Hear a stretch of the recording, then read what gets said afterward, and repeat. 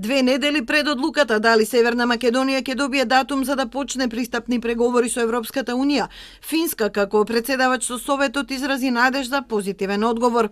При средбата со својот домаќин Никола Димитров, финскиот министер Пека Хависто потврди дека земјата направи важни чекори, но потсетува дека во Советот на ЕУ одлучуваат заедно сите земји членки. Не можам да кажам дали сум оптимист или песимист, но дебатата за пристапувањето на Северна Македонија и Албанија во Брисел се интензивира. Државите членки треба да се изјаснат. Има многу позитивни коментари. Се надевам дека нашата поволна позиција како претседавач со Европската Унија има влијание на тоа.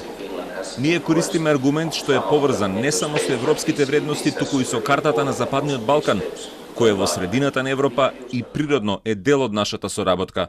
Затоа се надевам на позитивен чекор во пристапувањето кон Европската Унија.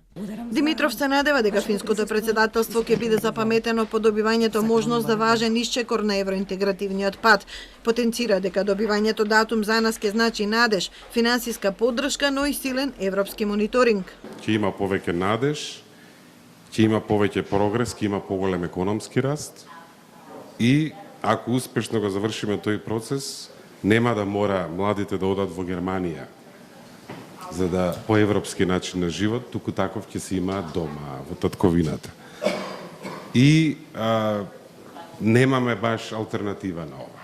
И сами да сме, мораме тоа да го правиме, меѓутоа ако сме во процесот, ќе имаме длабок мониторинг во сите области, од администрација, од правосудство, особено поглавјата 23 и 24 ќе биде клучно, ред, нормалност и правна држава. Министрите за надворешни европски прашања на земјите членки ќе се состанат на 15 октомври во Луксембург.